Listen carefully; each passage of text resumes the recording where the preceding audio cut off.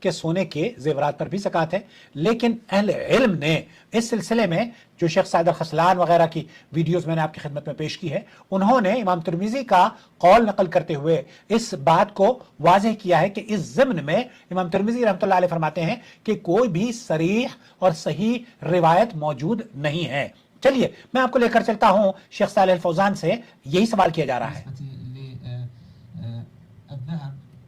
ذهب الملبوس المعد للنساء، وہ عورتوں کے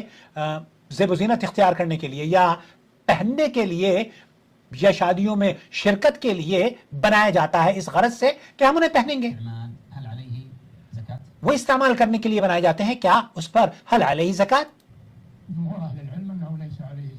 دیکھیے جمہور اہل علم کا اس سلسلے میں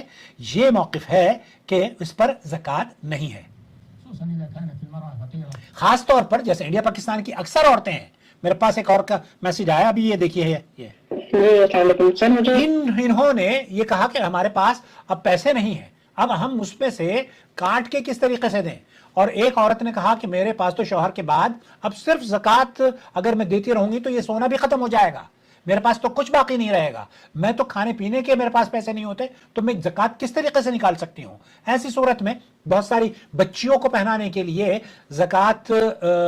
مطلب سونے اور چاندی کے زیورات بنواتی ہیں تاکہ وہ شادیوں میں شرکت کر سکیں، کیا ان کے اوپر زکوٰۃ ہے؟ تو شیخ یہ کہہ رہے ہیں نہیں، ان پر زکوٰۃ نہیں ہے۔ اب ایک ایسی عورت جس کے پاس صرف یہی سونا ہے اور وہ سونا اگر وہ ختم کر دے گی تو وہ اس کے پاس کچھ بھی باقی نہیں رہے گا، یہ تو اس کے لیے بڑی آزمائش میں مبتلا کر دینے والی بات ہوگی کہ ہم اس فقیر عورت کو جس کے پاس 7-8 تولے سونا ہے اور اس نے بنائے ہیں اپنی شادی بیاہ میں یا زیب و زینت اختیار کرنے کے لیے یا کہیں آنے جانے کے لیے، اگر ہم اس کو یہ کہہ دیتے ہیں کہ آپ اس کی بھی زکوٰۃ نکالیں تو اس کے پاس پیسے ہی کہاں ہیں جو زکوٰۃ نکالیں؟ تو یہ اس کے لیے احراج ہوگا، اس کے لیے بہت پریشانی کا باعث بنے گا۔ فلیس فیہ زکوٰۃ، اہل علم کے نزدیک، جمہور علماء کے نزدیک اس پہ زکوٰۃ نہیں ہے۔